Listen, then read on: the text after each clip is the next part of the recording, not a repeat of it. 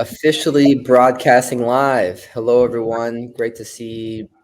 Oh, wonderful. 27 people here right off the bat. Trying to see if I can find exactly who is here, but nonetheless, would be great if you threw in the chat. Who are you? Where are you calling from? What department are you with? Really grateful for you to spend a little bit of your time here. We're going to keep this to an hour. Very high level, high calorie discussion. No slides except for the couple that we have here to set the stage of what's going on. And we are here today to talk about all things Technology Summit International, TSI 2024. It is on the horizon. It's officially next quarter, so it's coming up pretty soon. And we're really looking forward. And today we have a couple different awesome speakers that we're going to do a little bit of roundtable conversation about who they are, what their experiences were last year, what some of the takeaways were from their experiences last year, and why you should be attending 2024 TSI.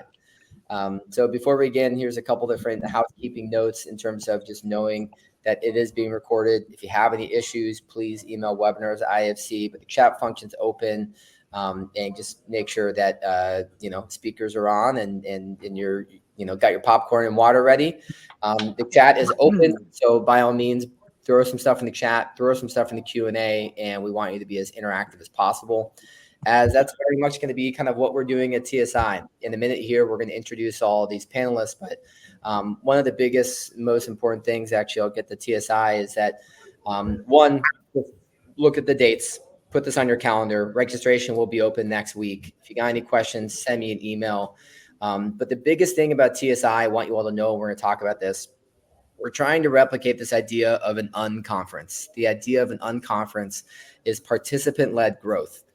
No one is speaking for more than 15 minutes at the conference except for Dr. Lori Moore. She gets a little bit more than 15 minutes. Everyone else is 15 minutes or less, and we're going to have breakout sessions that are really meant to be workshops, two-way dialogues, back and forth, where if you are attending, you are part of the conference. This is not a conference where you're pulling up your laptop and doing other work. This is a conference where you're coming to work and have fun, engage, interact, and indulge in some really valuable conversations. So we'll pull the slide back up, but December 4th through 6th, put it on your calendar. Oklahoma City is going to be the capital of the world for a couple days.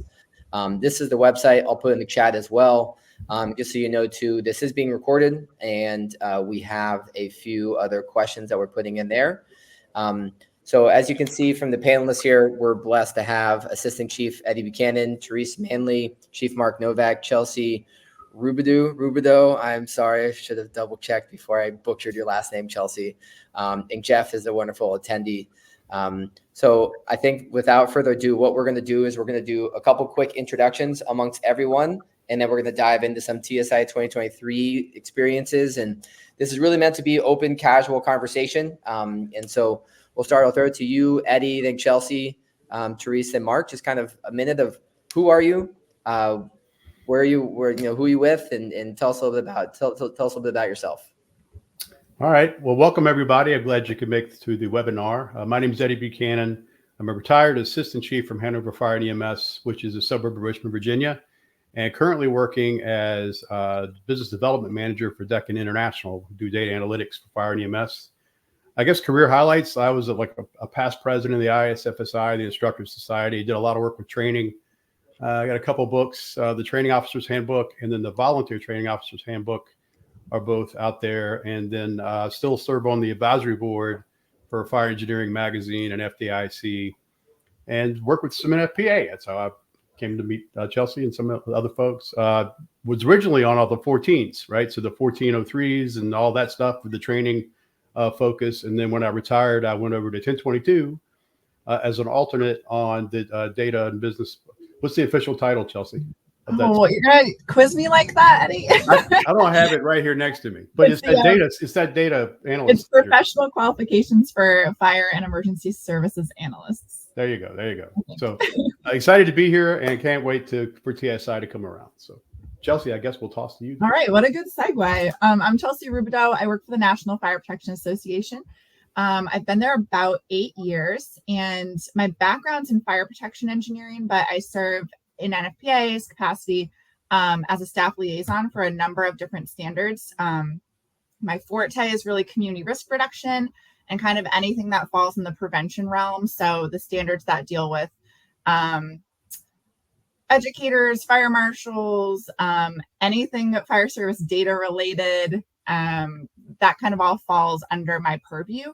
And being staff liaison, not only do I manage the technical committees and getting the standards to the field, but I also kind of serve as subject matter expert for those things.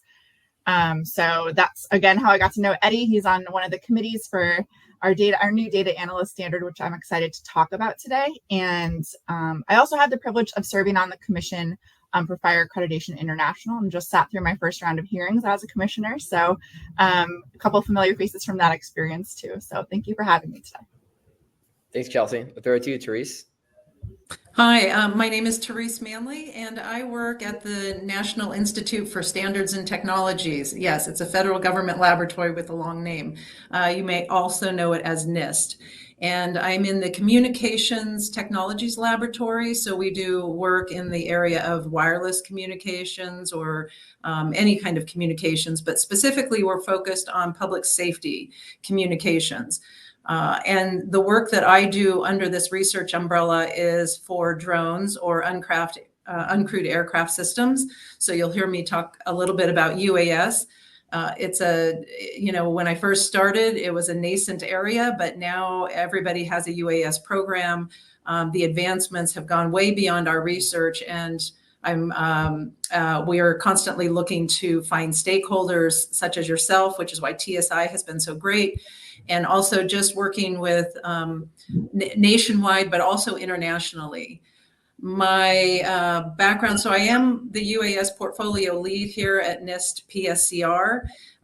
Worked a little bit in prize competitions early on in our research to inform and help develop some of the ideas and advancements, and spent quite a bit of time earlier in the area of wireless communications, such as Sprint, T-Mobile, and a little bit of time at the University of Colorado Boulder.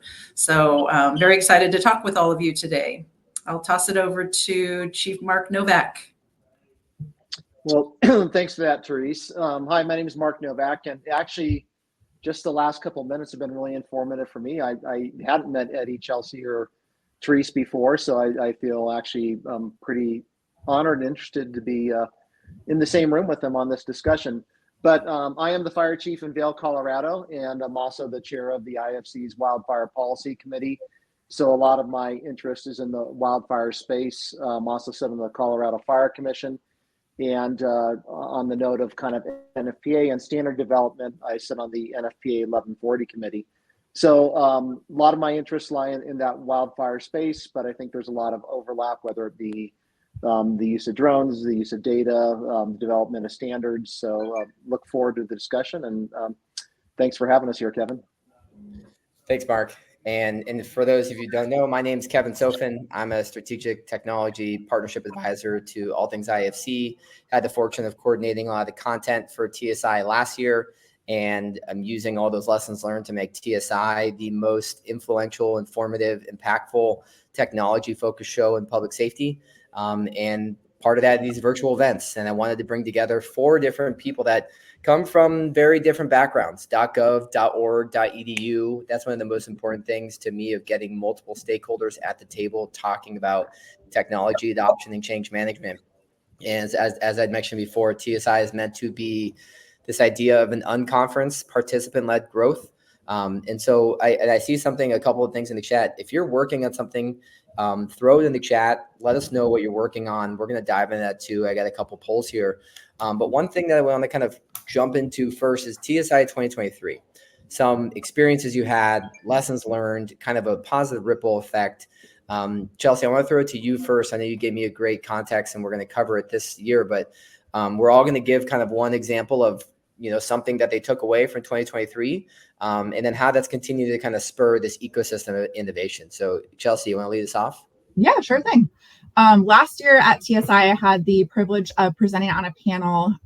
We talked about the Pareto principle, the 80-20 rule of data. And one of my co-panelists was Bailey Scott of Esri. And I've known Bailey for a long time through the CRR world, but this was the first time I got to kind of collaborate with her in her new role at Esri. So when we formed that connection, on that panel, I was speaking about our NFPA tool, Craig 1300, and that stands for Community Risk Assessment Insight Generator. And it aligns, it provides all this data at your fingertips in a dashboard format, and it's aligned to the standard for community risk reduction. So that's a product we've been really proud of for a few years now. The connection that I made with Bailey a few months later led to talks of expanding that offering. And flash forward to a couple weeks ago at FRI, we got to make the announcement that we launched a new addition to the Craig 1300 family.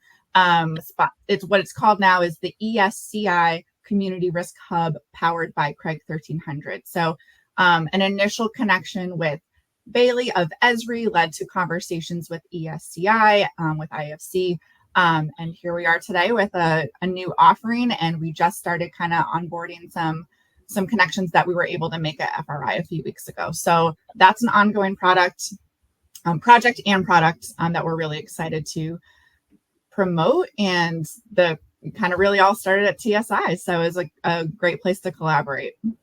I love it. And also, if you see, there are some emojis down at the bottom here. I don't know if those are just me or if other people have access to them, but if you got the emojis, fire them off, as well as if you got questions too, as this goes out, fire up the chat. So keep going around the horn. Anyone, I'll throw it to you, Eddie, about a TSI kind of 2023 experience, lesson learned, and kind of a positive ripple effect from your perspective. There are two things I'll say from the experience of the first two TSIs, right? So, number one, there are a lot of fire chiefs out there that are probably, they know they need to get into the data world. They know they need to be, understanding technology and leveraging these tools better, but they're not really sure where to start. And the first place to start is getting in the room, right? You want to come to these events where you have these subject matter experts hanging around, milling about, and getting contacts like meeting Bailey Scott, or running into people in the hallway, so that you start to develop a network of what is working, what is not, where do I go for resources. All that's really important. The second thing is I noticed something. First off, you're going to see it first at TSI, right? If there's something new that's getting ready to happen, there's a developer, there's a lot of startups that are there that are working on technology right out of the gate. And what's really cool about that, I watched different presentations of different technologies. One guy had a thing that was like these goggles, right? Like you could use these virtual reality, kind of applied virtual reality on the fire ground. But that was, like the uniform guys in the room were kind of like, I don't know. Maybe there might be a little resistance to that. But I watched a conversation they had with the firefighter location folks that are there, the folks that can really do like XYZ axis firefighter location stuff. And I watched them have a conversation. These are two developers talking about, well, we can locate a firefighter X, Y, and Z axis. What if we could put that in your goggles? What if I could look at a burning building, and instead of looking at some map or some two-dimensional display, I could see where the firefighter was literally on the building that I'm looking at.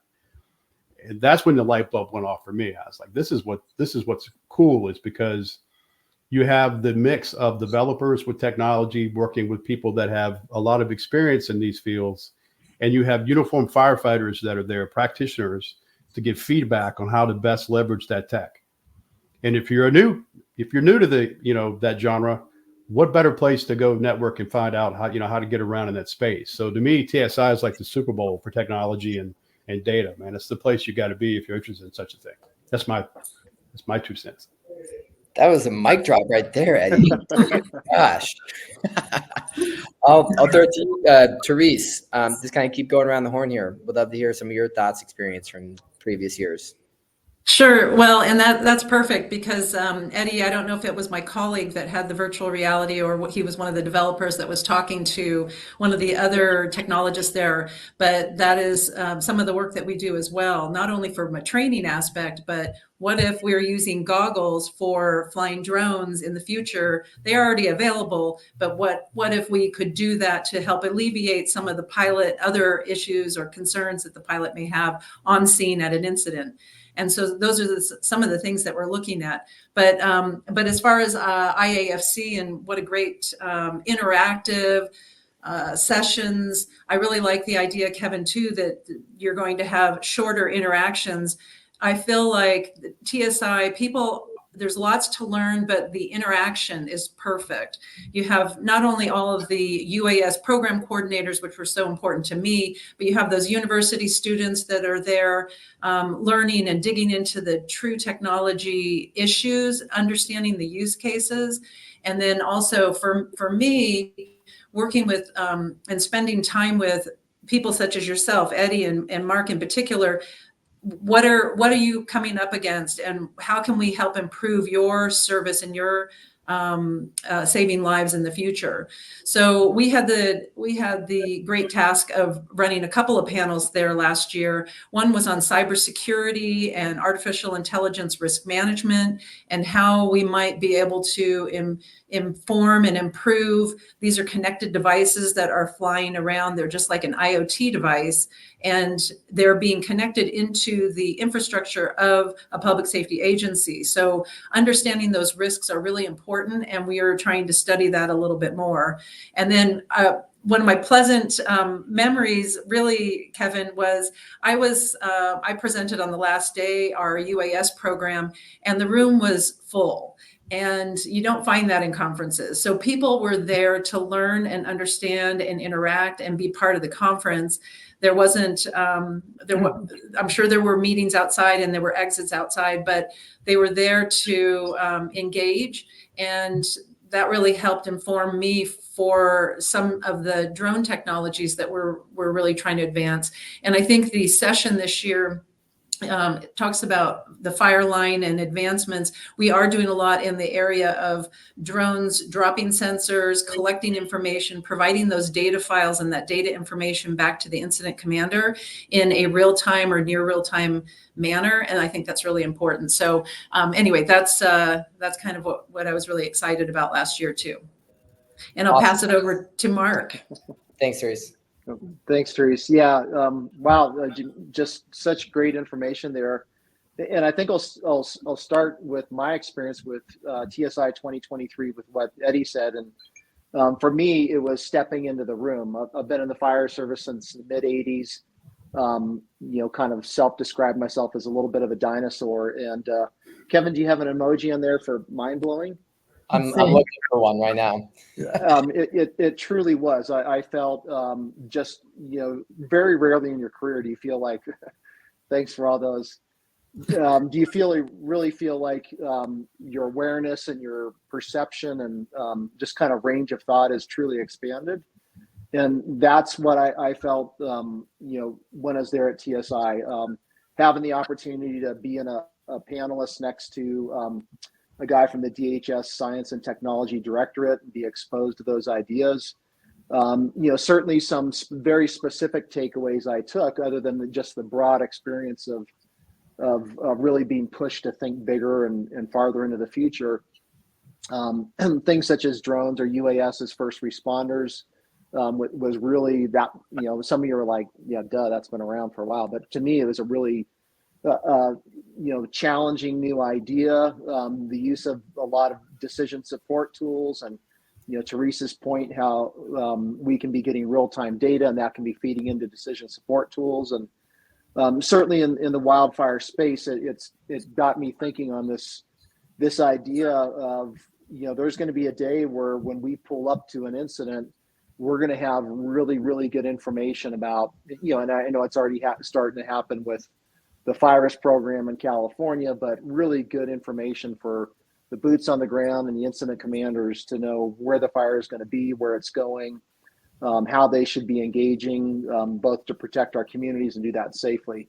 So those are big takeaways. The last one for me was that, again, I'm, probably a little bit more of a traditionalist, embracing technology is a newer, push for me. And there was a speaker who really spoke about, thinking about our future firefighters, and they're much more likely to have spent time with an Xbox controller in their hand than a hammer and nails. And so how do we, not push back on that and say, well, if you didn't work in the trades before you're a firefighter, there's no place for you here. But how do we embrace that as an opportunity, so that we're adapting our technology for those people that I guess are kind of I'll use the term tech enabled through their upbringing. To me, that was really a take home that we need to think a little bit different about our recruitment and about how we're designing our systems for the future. Well, if I'm not excited for TSI 2024, I don't know what would get me fired up, because that was really good context, and I appreciate all those unique stories. And I took some couple notes in terms of the collaboration and conversations, thinking about how just by stepping in the room, it's that the little bit of humility, and that you don't know what you don't know. And so you got to kind of take a step out there and have, put our egos to the side and put our companies to the side and just sort of say, hey, we have these challenges, we have these obstacles, and we're talking amongst a crew in terms of really looking at all these stakeholders, .gov, .org, .edu, and really starting to identify these challenges and come together to figure out what are potential solutions. And but I want to now ask all the speakers again in sort of open forum. And again, we can sort of, by all means, continue to jump in on each other as, this projects you're working on now. And I'd love to hear any perspectives that you're having from obstacles you faced and sort of how you're approaching a technology adoption and sort of change management of tech. Because I think one of the challenges that I see that we're talking about is there are some of these roadmaps and there's some of these vanity metrics of tech, but like, if it's not operationally relevant and it's not a piece of technology that's making your life better or safer, or it's some sort of decision support tool that's helping you do your job, it's all kind of for mute for none. And Chelsea, Therese, Mark, Eddie, you've all kind of looked at problems and implemented solutions in different ways. And that's taken more than just the tech. It's taken a bit of funding. It's taken a little bit of politicking, taken a little bit of collaboration. Would love any sort of active projects you're working on now with this sort of light of overcoming some of these challenges of not just the tech, but implementing. So sort of an open, wild-winded question. I don't know who I want to call on first, but Therese, I'll throw it to you. Yeah, I can start. That's kind of the area that we're working in quite a bit. We are really pushing technology, and the prototypes and developing those prototypes is a large part of what we're doing. So it kind of falls in line with what you're asking for. It's a tough nut to crack. I will say that we, in the U.S., we have an issue in the drone world about, drone manufacturers from other countries that are more cyber concerned, or we're concerned of their cyber awareness. And so we're looking at ways to try and improve the way that our public safety can actually use the drone technology in areas without having any fear of being hacked or taking that drone over. But that's just one area, but really understanding some of those features and capabilities and helping some of the US drone manufacturers understand the regulations, understand what each state is doing that's different than the executive order of the government branch, the executive branch.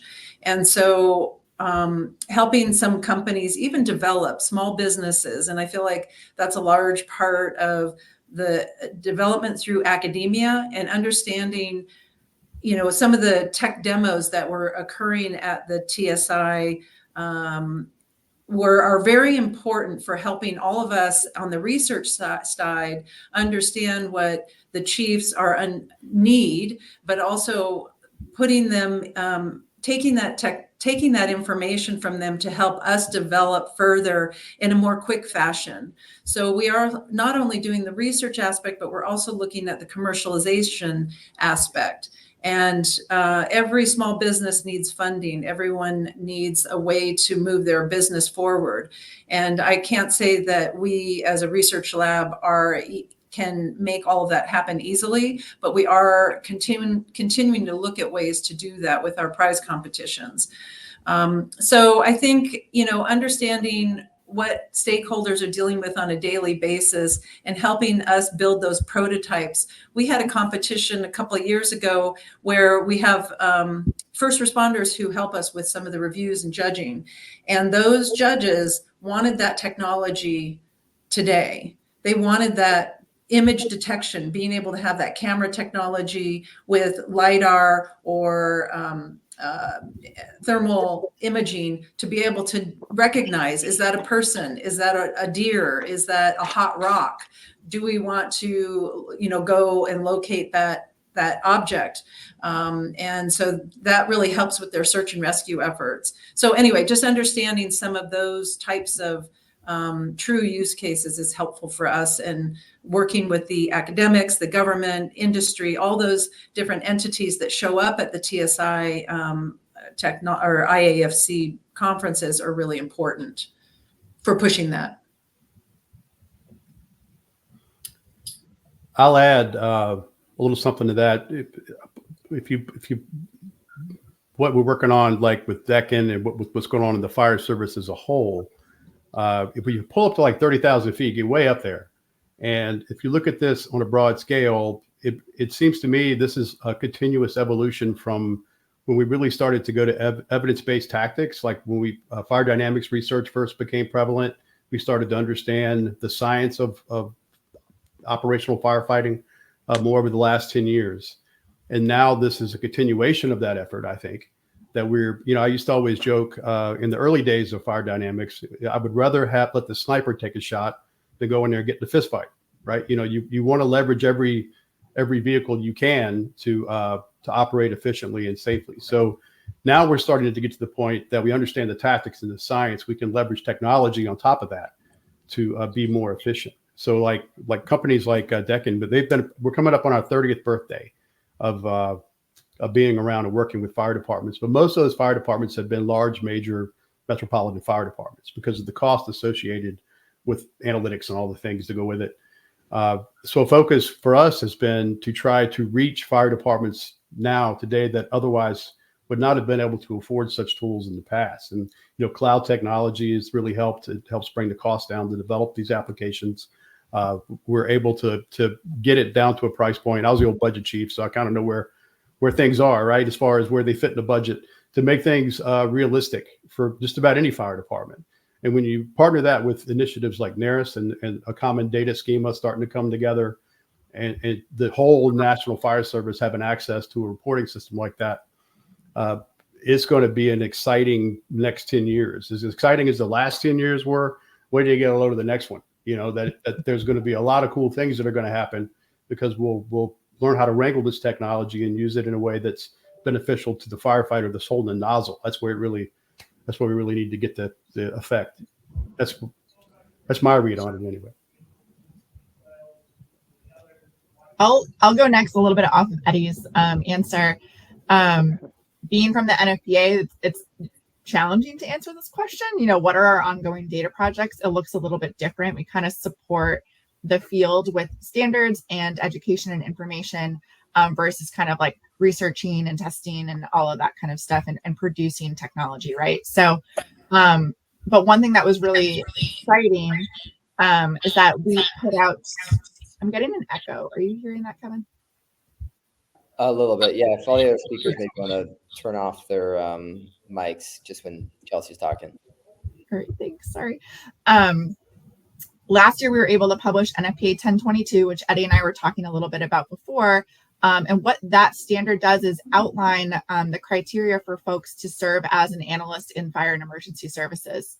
And you don't have to be sworn to do this. Like civilians can also serve as fire data analysts. And being at an event like TSI, it really does kind of bring in all the fire service nerds. So a lot of data analysts are in the room. And one of the big challenges we've heard up until this point is like kind of lending credibility to that position in fire and emergency services was difficult. Folks were like, we really need an analyst, but we can't get funded for the position, or, we're having trouble writing a job rec that really fits our needs. So it's really been exciting. We've already heard a number of stories of folks since this standard has come out that they've used the standard to write job requirements, to hire folks, to get the funding for those positions. And even a step further than that, CPSE has announced that they're working on a new credential for fire and emergency services analysts based on NFPA 1022. So it's exciting to see the expertise from all of you all go into a standard that can kind of continue to fuel the field and lend a little bit more substance and credibility to it. And then one more thing that you were talking about, Eddie, you mentioned NARIS. Participating in TSI gave me the opportunity to kind of connect with the NARIS folks and weigh in on some of their schemas. We were able to use our NFPA platform at a monthly event that me and my colleague Karen Berard-Reed hold called the Kitchen Table. It's an informal Zoom meeting where we connect over kind of all things related to community risk reduction. So we were able to use that event and brought on Tom Jenkins and just kind of pelted him with ideas about how to measure and collect data around community risk reduction so that we could help, kind of fuel the thoughts for the NARIS stuff coming out. And then I was also able to use the insights I gained from them to kind of direct the standards that NFPA has around fire reporting. So NFPA 901, 950, and 951 are all connected to that concept. So I was kind of able to put pause on that standard and say, hey, let's take a step back. We really need to wait till NARIS rolls out and get a better idea so that we're not playing catch up. We can kind of be caught up by the time the new revision of the standard comes out. So bringing more experts to the table to kind of inform that so that we're staying up to date and aligned with, how the field's developing too. So it's all been really good stuff. Thanks, Chelsea. Mark, you want to round us off on some thoughts, comments, feedback on all that? Sure. Yeah. And maybe I'll give a little bit more of a local experience, how that's impacted what we're doing within our specific community. So as many people are aware, insurance and insurability has become a really big problem throughout the West. In some places it's, kind of hitting crisis level to where it's starting to impact second order impacts, such as the real estate market, and people can't buy a house because they can't get insurance. So since TSI, we have changed our approach to how we're collecting our data on CRR and specifically in the wildfire space. And so what we're trying to do is we've adopted a new platform relative to our wildfire mitigation efforts, which are expansive. It's, both at the home level, the landscape level, the community level, the outreach level. And so we're trying to, show in real time how we're changing risk, and so that we can start to change the narrative about, kind of static risk maps or static hazard maps, and really show that the action that somebody takes today can impact their community and themselves in future, not only actual reduction in risk, but changing the picture as far as their ability to obtain insurance.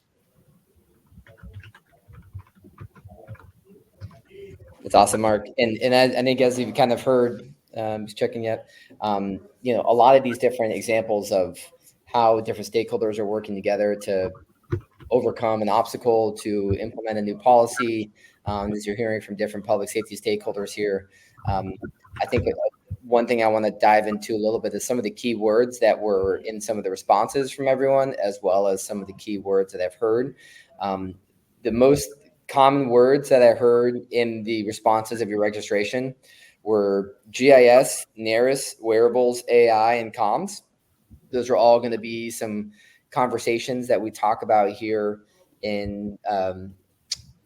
TSI. But I want to kind of throw this poll out to everyone right now. I'm hoping you all see this poll. I just opened it. But it's, what is one technology in public safety that you're most excited about? Those are you? I'm hoping that you're seeing this. I did open it, so I'm checking. Yeah, cool. But yeah, just to respond. All right, I see one response so far. This is great. We're gonna leave it open here for maybe just a minute. But I think amongst the crew here, a few that I'm most excited about amongst the GIS, NARIS, wearables, AI, and comms. Those are obviously some pretty high level buzzwords. Eddie, I know you have done some contacts and have a thing or two to say about all things NARIS, but I think one of the big things is less so what is NARIS, but why NARIS? In your words, why NARIS, and why is NARIS something that the fire service can't ignore, and is something that we need to continue to think about how we're going to operationally implement? Okay. Yeah, I would say in a nutshell, NARIS brings a common data standard to all fire departments. and accessible to all fire departments, right? So it doesn't matter how big or how small your agency might be.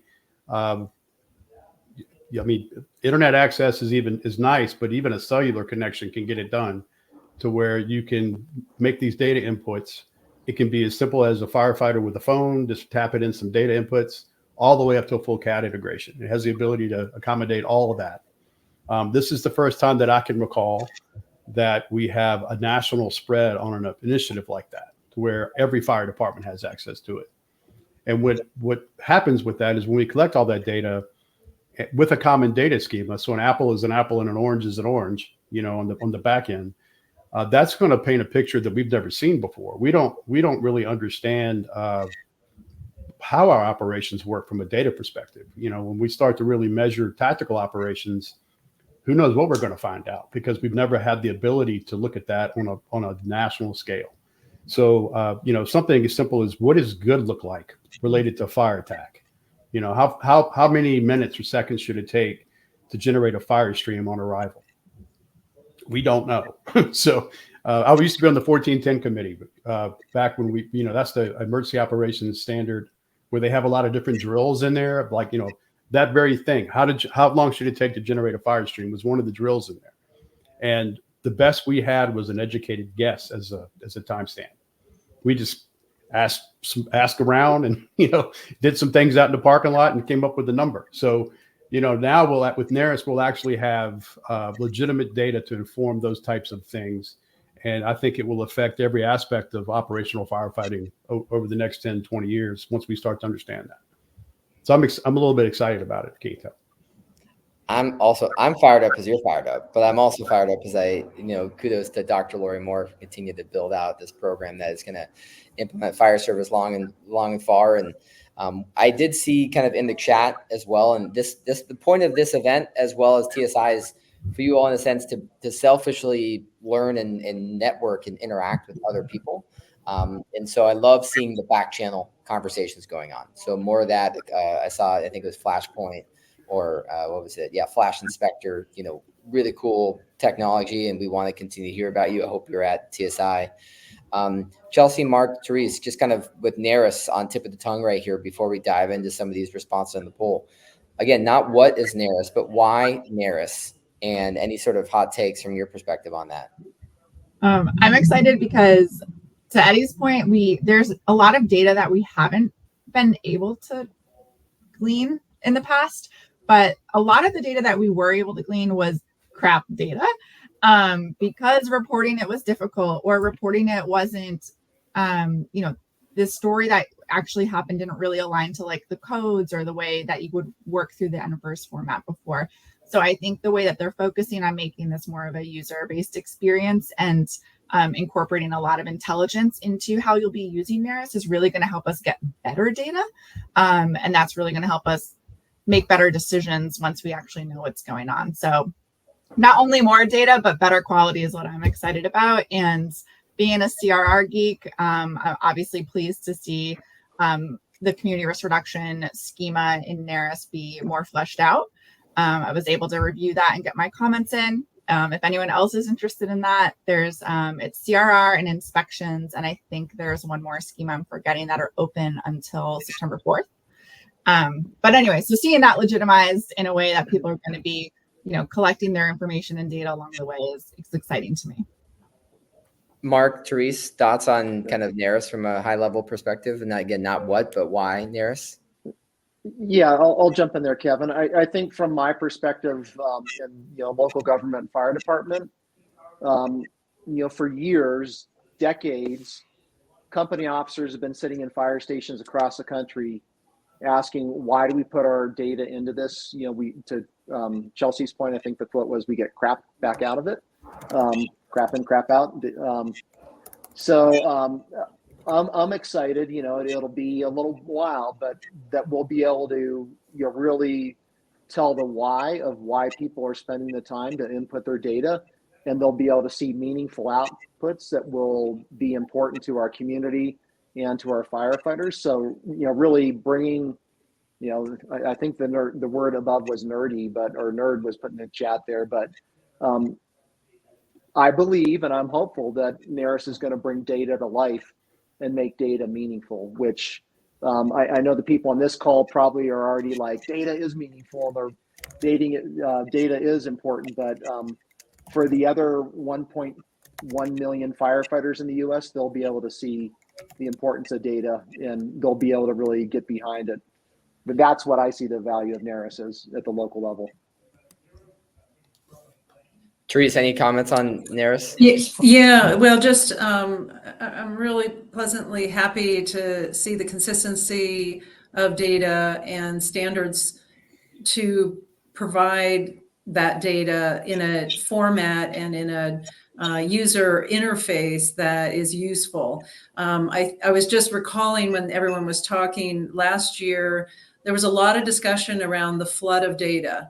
Artificial intelligence was a key word at that point in time, just like cyber is getting to be more this year. But just being able to, what do you do with all of this data? And I think fire chiefs were asking that question. All this great information, but are we able to interpret it? Can we put it on a dashboard where we can quickly ascertain the situation and have that incident be more informed and more quickly solved?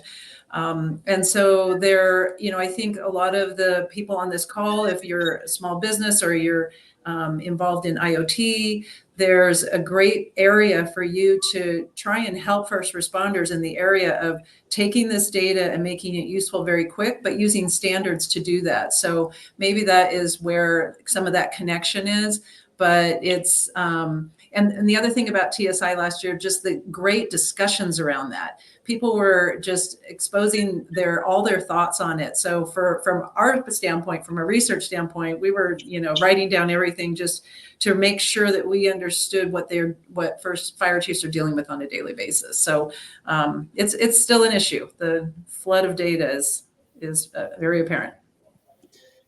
Thanks, everyone. And so one just kind of wanting to high level read some of what is one technology in public safety you're most excited about? A couple: AI, location tracking, data sharing, real-time data, location-based services, wearables, NARIS, public safety cloud, common operating platform, satellite fire detection, CRR, cough, Chelsea. I didn't write that one.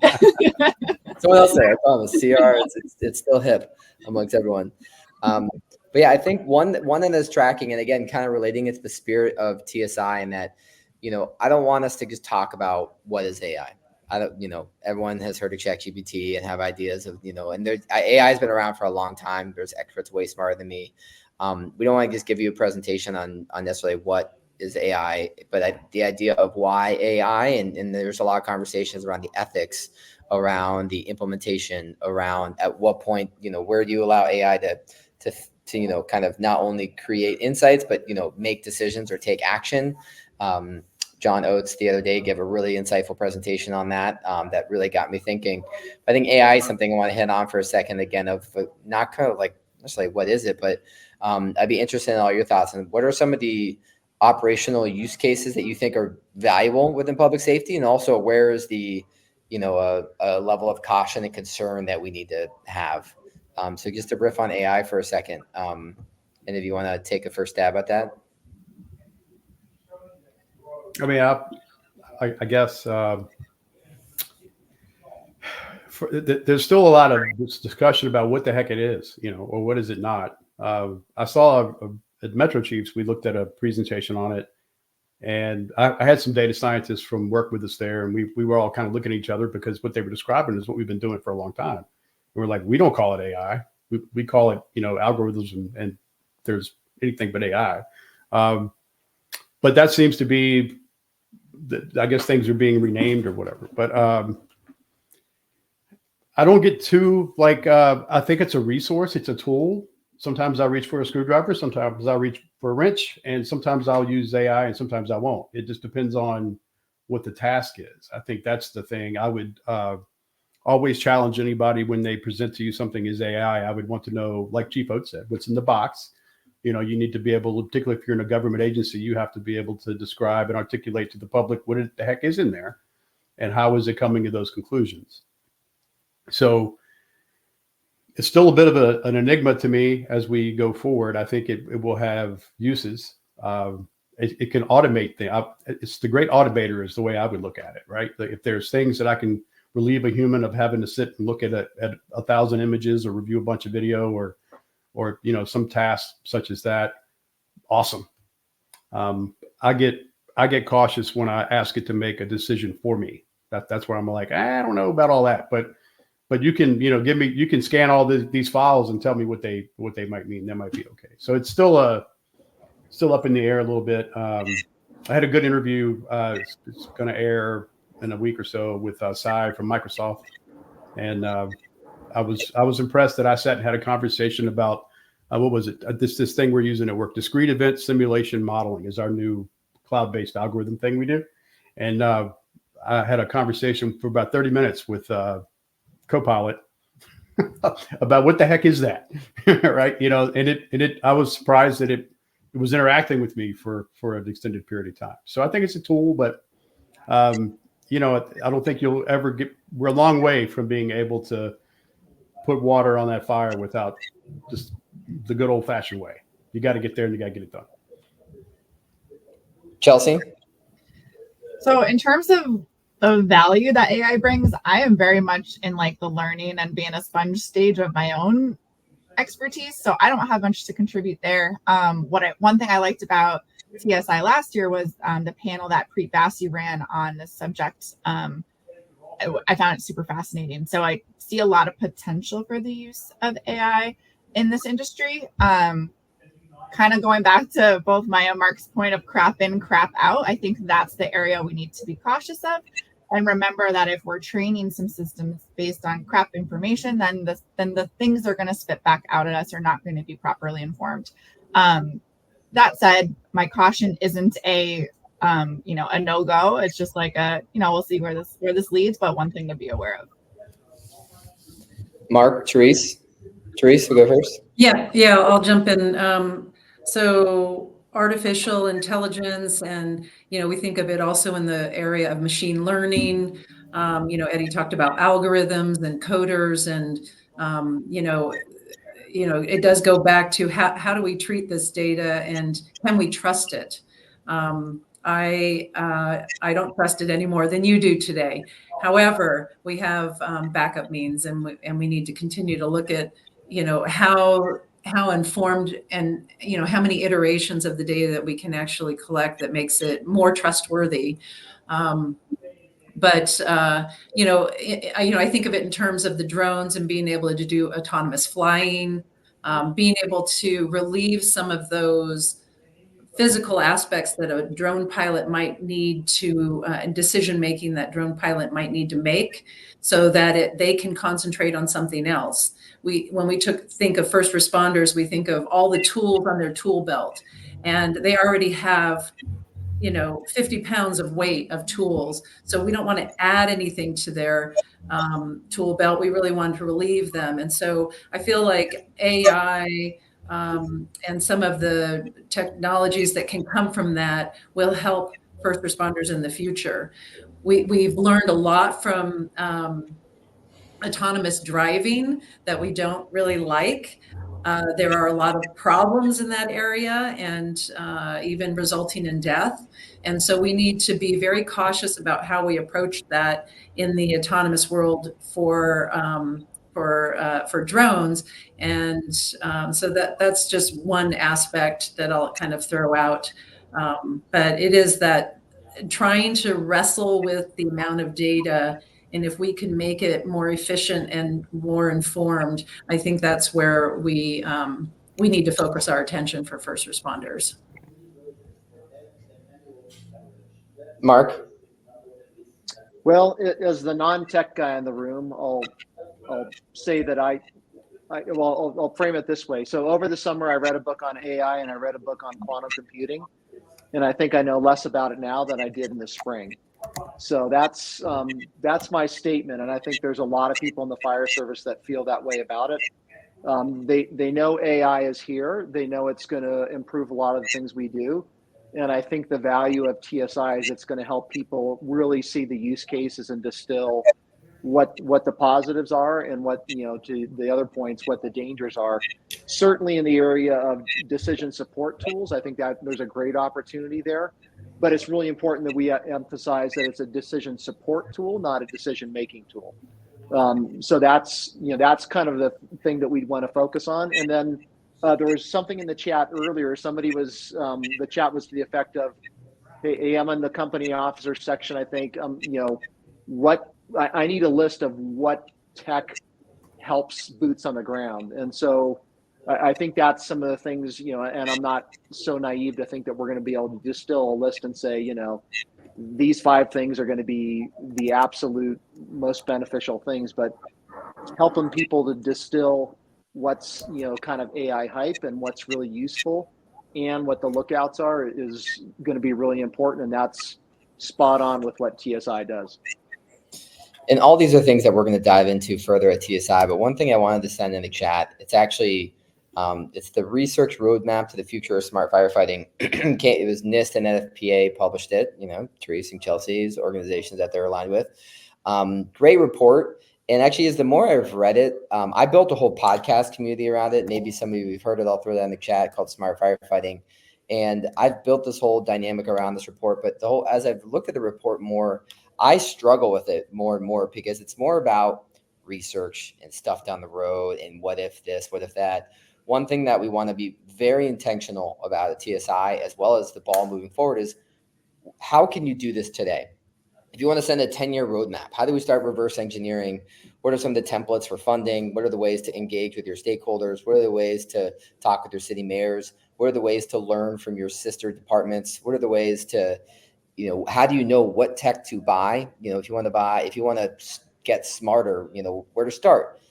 It's overwhelming and crippling to kind of do it on your own. And so we want to continue to build this ecosystem community. So I encourage you all to kind of check out this report. It's 10 years old now. And one initiative is the Tech Council we're talking about is trying to propose a kind of a modern day rewrite of that. Not as comprehensive, but something around that. So kind of throwing a little birdie out there for all of you to hear, just to kind of for some context on that.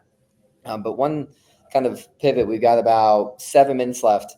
One thing that I heard too was kind of this like technology and data to kind of become something that's helping make decisions, whether it's AI, whether it's NERIS, whether it's some type of technology, and whether that's data being created and it's, Chief Novak, you mentioned a decision support tool. What does that look like from data being created to then me experiencing that data to then me making a decision? Again, some of the stuff sounds great when you're all kind of on the whiteboard, but would be kind of interested in sort of a final thoughts in terms of like speaking to kind of the entrepreneurs and the companies in this room about, how should companies really be thinking about the aspect of creating data and operationalizing that data so it can actually be used by the boots on the ground. So kind of open forum thoughts, just kind of want to see if anyone any kind of additional riff on that kind of idea. Kevin, go ahead, Chelsea. No, you go ahead, Mark. We'll do Mark, then Chelsea. Well, again, being the simple guy in the room, I think one of the challenges, and I alluded to earlier, is there's so much tech. And so one of the things that people will experience when they walk through TSI is, when they go through the vendor part of it, you're gonna see 10 booths in a row where every single one of them is a fantastic idea. But for the boots on the ground, how do they integrate together? And how do we deliver that tech if we're talking kind of truly operational to the emergency scene? How is that displayed, operationalized? And, this isn't my analogy, but, somebody else's. In World War II, you had to have your own radio operator because the radio was complicated to use. So there was a guy his job was to carry around this big heavy thing, and he had the technical know-how to do that. And so how do we have great tech that's really useful, improves outcomes, makes our community safer, makes our firefighters safer, but it isn't so complicated that we need, to dispatch 3 engines in a truck and a tech core to every scene to help manage the tech and interpret it. So to me, that would be a little bit of the holy grail. And then the other part of it is understanding that the vast majority of the fire departments in the country are, I think 70% are one station fire departments, very small, very low resource. So, really distilling out, what's usable tech for a very simple organization, and then maybe what's, that's the must have, and then maybe what's the nice to have for maybe a little more sophisticated organizations that have a little deeper resources. To me, that would be incredibly helpful.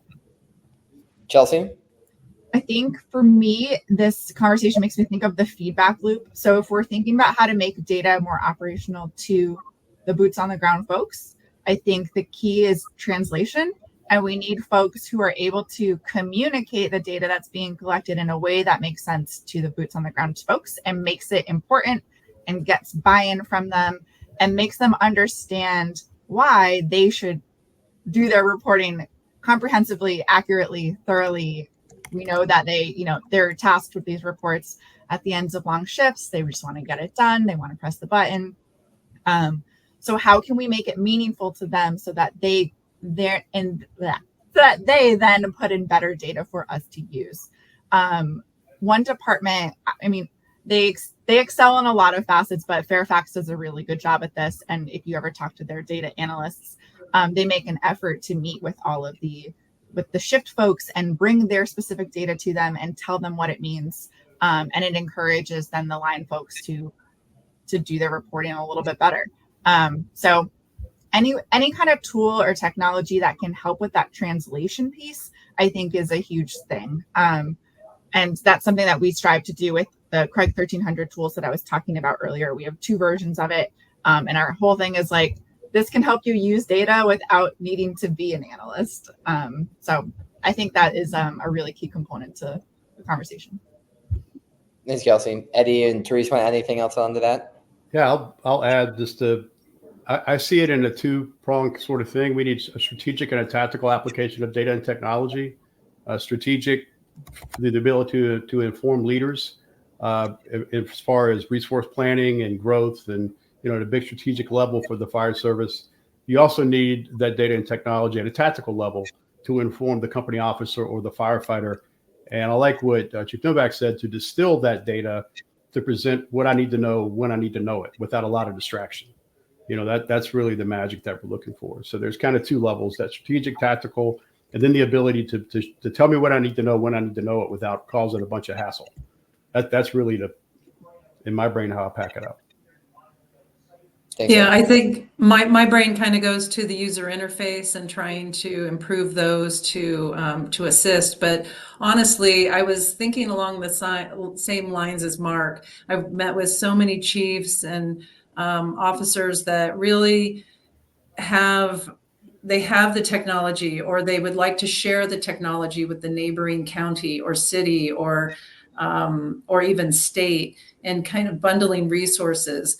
Some of the international communities, they bundle and they work across country, or in our area it would be cross state, and it would be great to do more of that, because I feel like so this has nothing to do with technology itself, but it's more the bureaucratic side, is to be able to work with each other on some of these more interesting technologies that they find effective, but then sharing not only the knowledge and the training, but also, maybe even the tools. So, but anyway, I really liked his answer. Thanks, Therese. And there's one particular government off-the-shelf platform that I've been seeing a lot of traction for. It's called TAC, Tactical Assault Tactical Awareness Kit. And there's a lot of different momentum in terms of building on that. Within the other community I run, we're actually hosting a virtual event tomorrow. I put in the chat, and it's looking at UAS drone integration and geospatial intelligence sharing on TAC. So that's tomorrow. I put it in there and pinned it for everyone. It kind of taps into all things drones and data sharing, data creation. So feel free to check that out. But we're at the top of the hour. So what I want to do is give everyone a final mic drop moment of sorts, or a quote, a question, a challenge, why TSI 2024, really anything any sort of parting thoughts here that you could leave us with here before we close out today? Anyone want to? Yeah, I'll just jump in. We all, somewhat work in a vacuum. So TSI is a great way for us to really pull together and not be in a vacuum and learn from each other. So really interactive, fun sessions. And I appreciate the conference.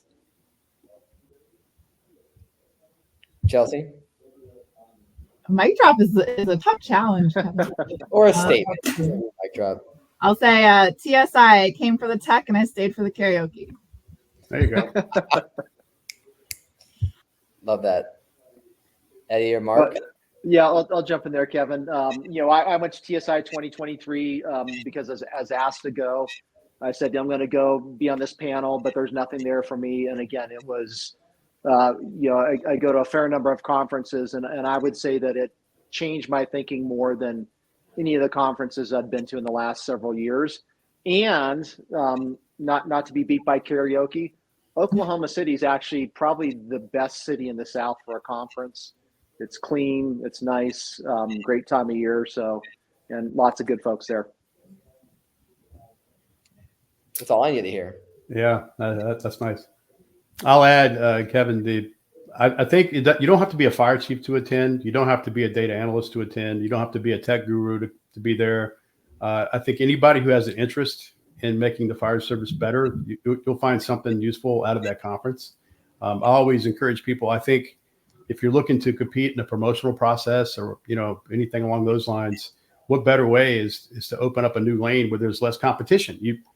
I always would ask people trying to get promoted in my department was, what have you done for the organization that was unique? Like what project did you take on? What did you do that where you showed initiative beyond the norm?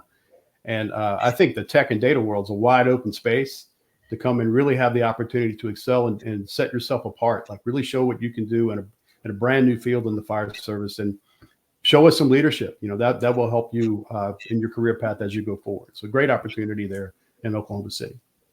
Yeah, I'd love to echo Mark real quick now that I've had a moment to actually think.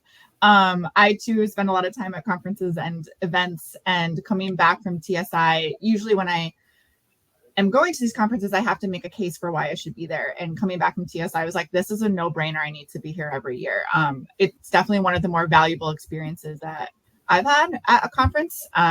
Just a lot of really practical learnings to kind of put in action when you get back. So to me, it's a must attend every year now. Love that. Strong words of endorsement and confidence for individuals. And I'm very grateful to call colleagues and friends. So Eddie, Chelsea, Therese, Mark, thank you so much. And my kind of final comments is this is a conference for everyone, whether you are just an interested citizen, whether you're a startup, established company, .gov, .org, .edu. You all are a piece of the puzzle to try and drive the conversation and innovation forward here. We're not trying to just speak a bunch of cheap smoke words. This is really meant to be present, get your hands dirty, be in the weeds. It's participant-led content. So the workshops and the engagement will be some of the best that you've ever experienced. And I'm just going to continue to put in all the time and the work to make sure we get the best content. And I promise you will not regret attending. So really hopeful and grateful to have you all there. Please reach out to me anytime. I put my email again down here. If you've got stuff, case open at ifc.org. If you've got anything that you want to talk about in regards to technology, or you get an idea or a company or a partner or anything tech related, reach out to me and we want to get you plugged in and involved. So thanks again for giving us an hour of your time today. If you're watching virtually again later, please connect. Thank you for your time as well. And quick kind of a couple emojis here for Therese, Mark, Eddie, and Chelsea. So thank you all and have a great rest of your Thursday and good holiday weekend ahead. Thank you. Take care.